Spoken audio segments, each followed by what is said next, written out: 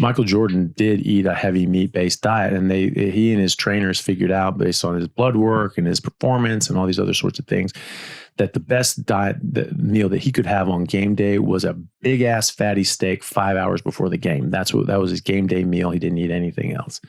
Right? He just ate a big fat ass steak. Scottie Pippen might have eaten meat too, eh? Yeah.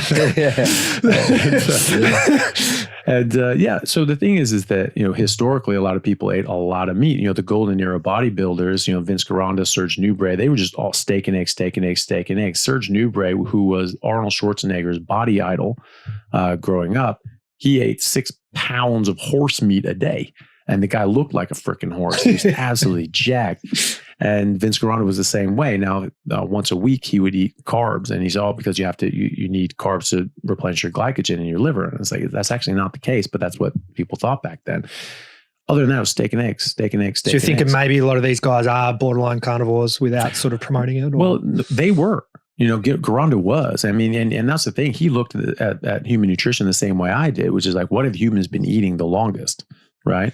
And that's meat. We've been apex predators for millions of years. And apex predators are by definition carnivores. And we were eating big megafauna with very high fat as well. But wild animals, very, very lean. You still need to avoid fat. Bullshit.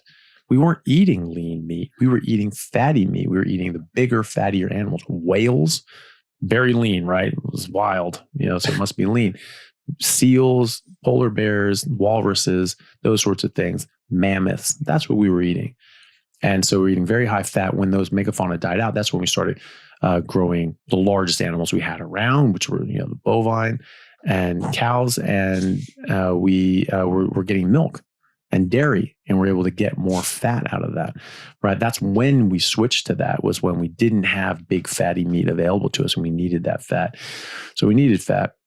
But Gironda looked at that. I saw sort of an interview with him talking about it, writing it up, how someone asked him, it's like, oh, there's this new health diet, and this guy wrote this book, and this guy wrote that book, and, what do you think? And he's like, I haven't read anything about nutrition from anyone who's been alive in the last 50,000 years. Like, that's not how I look at this. I look at this from our own biology and physiology. Totally correct. He had the one thing about carbs, needing that to replenish glycogen, which is actually incorrect. There are studies showing that if you in human athletes and you have carb-fueled athletes and keto athletes, that the ketogenic athletes, the fat-fueled athletes, will replenish their muscle and liver glycogen faster than the carb-fueled athletes sucking down sugar waters. Like if you're doing a big race, see all these guys just sucking down sugar packets and gels and things like that. If you're fat adapted, you'll replenish your glycogen faster than they will sucking those things down. How mid-race? Your body just does it on your fat stores. So you don't eat anything. Yeah, so I'm actually going to, after this run, I thought I want to increase the kilometers and maybe do the 80 one day, because I just did a one leg of an 80 kilometer race. Mm-hmm. So the next, I'm going to do a half marathon in August. Mm-hmm. Do you suggest just don't take any gels, nothing? Yeah, definitely no gels. Bareback. If you just get fat adapted, right? Like you did, you can take a few weeks or whatever, and now you're feeling good and ready to go. You need to be fat adapted.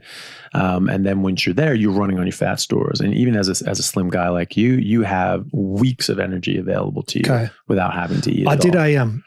I panicked again before I do it every time. And I had some boiled eggs and about half an hour, because I did leg 2, I didn't start running till 9 o'clock, and I'd already had 2 coffees. Mm-hmm. And I started to feel like, oh shit, I might need some food because I don't want to get the shakes or something like that. I know what you're going to say, I shouldn't have the coffees, which is probably true. Yeah. But I had a boiled egg, and then my first 3 Ks, every burp was like a bit of the boiled egg coming up, and I regretted it so bad. And now I'm thinking about it, I should have just not eaten. And then when I finished the race, because I had 2 boiled eggs, I should have just had my 2 boiled eggs after the race, and I probably wouldn't even be sore right now. Yeah. And so I actually interviewed a guy named Alex McDonald, who is over in Sydney, and he wasn't a runner before this. He wasn't a big runner, never ran a marathon before or anything close to that distance before. But he'd been ketogenic carnivore for like 12 years.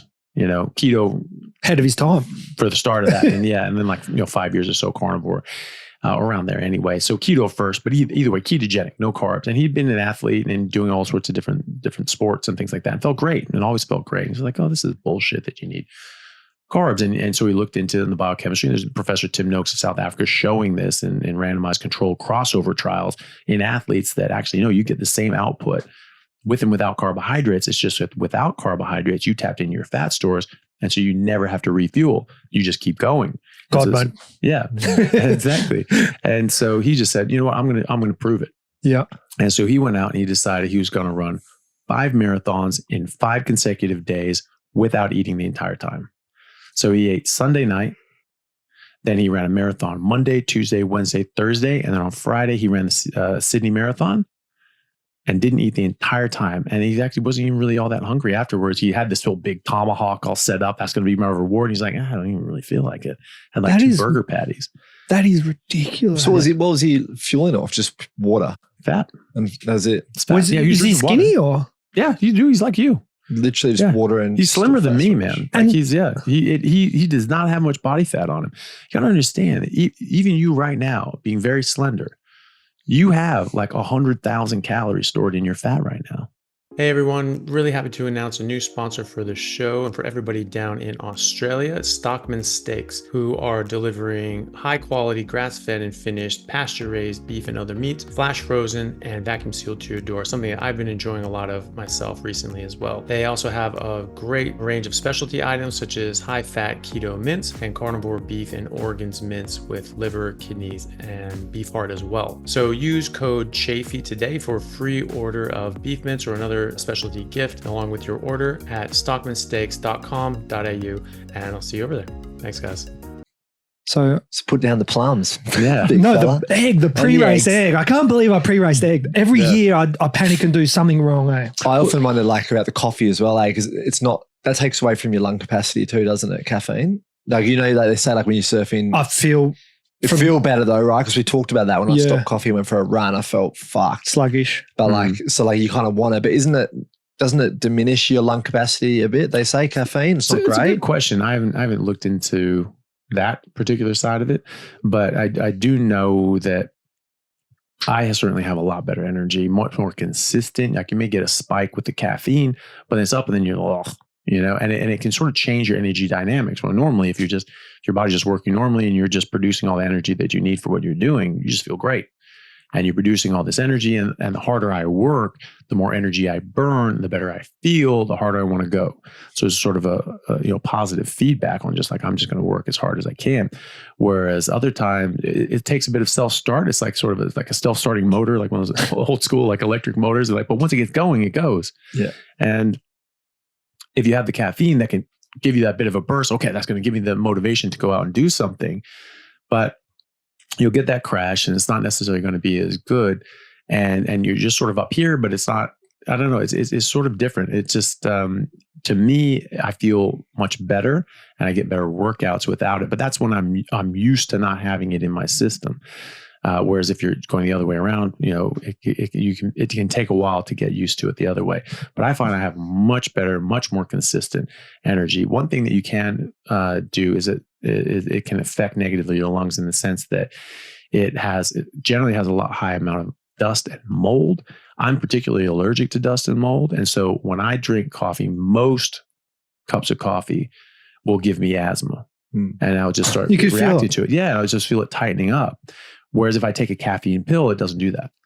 And so what I would suggest is if you guys did want to have caffeine, maybe ditch the coffee side of things, start with a caffeine pill, take like a no-dose or something like that, and maybe see that, do that instead, because you're at least going to get rid of all the different plant toxins. I mean, caffeine is a plant toxin, right? It's a neurotoxin and an insecticide that was developed to fry the brains of insects trying to eat that plant. And so that's probably not what you want to put in your body. But coffee also has 150,000 other chemicals besides caffeine. So you might as well at least get rid of those if you want the caffeine. If all you want is the caffeine, then just get the caffeine. I don't even know what I want. I know I want the coffee, but I don't know if it's the caffeine or the comfort. Yeah. Here you go. Sorry, in here I have chicken broth. Mm-hmm. What is it about this? So every morning I run and then I crave the chicken broth. Mm-hmm. Is that like a natural electrolytes? Probably. Because I put a bunch of salt in it. Mm-hmm.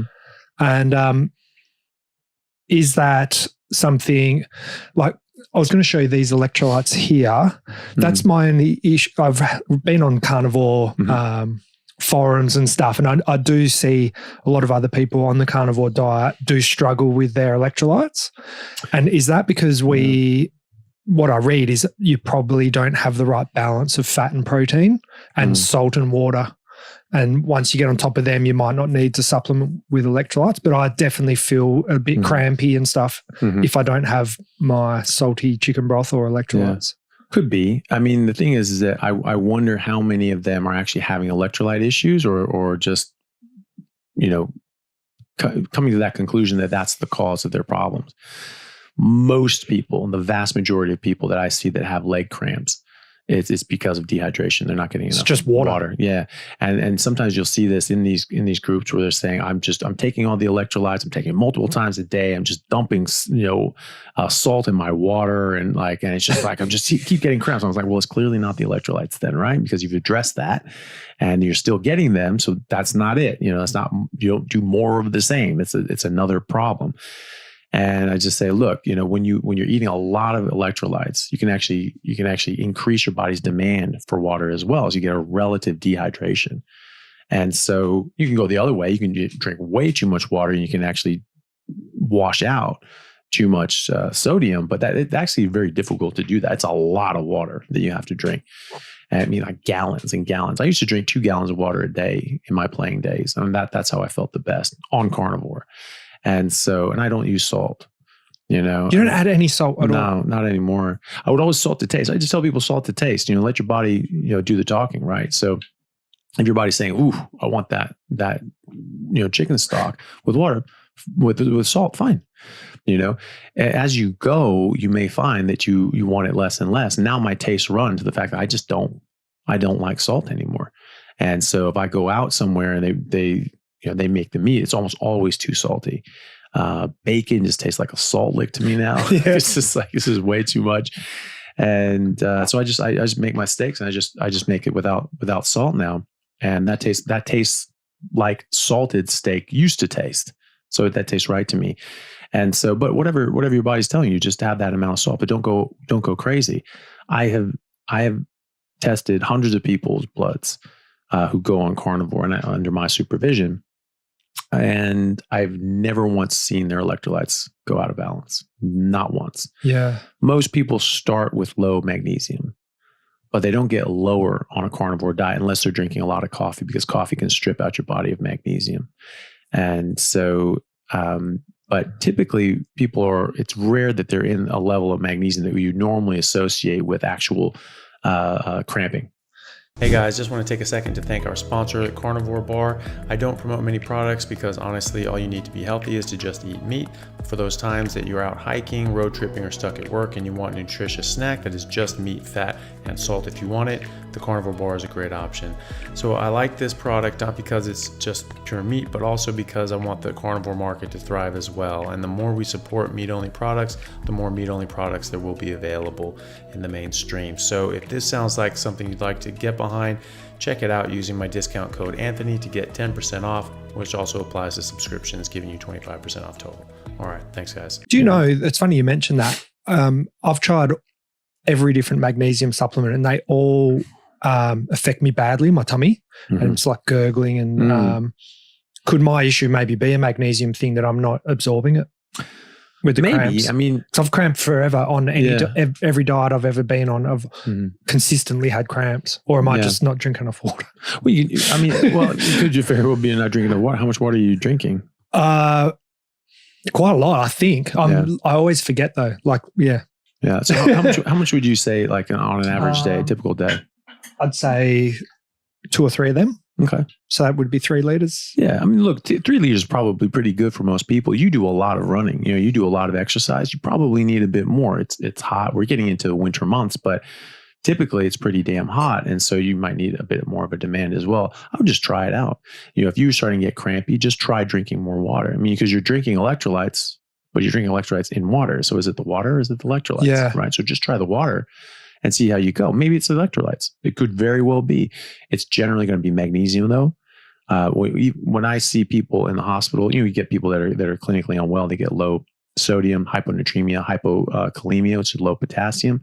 That's life-threatening. And so it's very serious. And so we track that very closely, and your body keeps that in homeostasis very, very carefully, because when it goes too low or too high, you can die and you have very serious symptoms. Not once have I ever seen someone with true hypokalemia or hypernatremia get cramps. That's not how they present. You get low sodium, you get confused, you go into a coma, you get seizures and you die. And hypokalemia, low potassium, you start getting arrhythmias, start getting atrial fibrillation, racing heartbeat, you get an arrhythmia and you die, right? So I don't see them getting cramps. I mean, potentially you could, but it's not that common that when I see someone with diagnosed clinically deficient potassium, that they actually are getting cramps as part of that. They're getting other things, and they're getting dysregulation of their heart and the electrochemistry of their heart and the electrochemistry of the brain for a sodium. But you just don't see cramps all that often. They're not just cramping like hell. I'm like, oh Jesus, Magnesium, yeah. Yeah, people get really low magnesium. Yeah, they get cramps. And so when someone's in the hospital, they start getting cramps, you check them for magnesium. Most of the time, it's generally going to be low, because the thing is that the average the reference ranges that we use for labs are the average for the community. They're not, but we look at them as optimal. Oh, as long as it's in range. Is it in range? Yes, good. That's good. Is it above range? Oh, that's too high. It's too low. Oh, that's too low. So we're looking at that range as if it's the optimal range. That's where everyone should be, but that's not what they are. And they're not even advertised as such. They are the average for the community. So every single lab in Perth has a different reference range, just because they've had a different few thousand people that came in and they tested them all, and that's the reference range. And every lab on Earth has a different reference range because they all have different populations that have come in. But in the same cities, they have different reference ranges at the different clinics. So that's not what that is. It's not the ideal range. That's the average range. But doctors don't know that, and patients don't know that. And so we're treating this as the optimal range, and they're not. And so the optimal range for magnesium and these sorts of things is actually higher than that. Basically, if you're not on the high end of the magnesium, you're probably low. And then we look at their blood work. And I mean, I can tell you, I can show you all the issues with your metabolism. I can show you all the problems. I can show you your fasting insulin. I can show you your fasting leptin, which is another hormone. People's testosterone is in the tank, or women are going through premature menopause and their thyroid dysfunction. A woman has PCOS, polycystic ovarian syndrome. They may have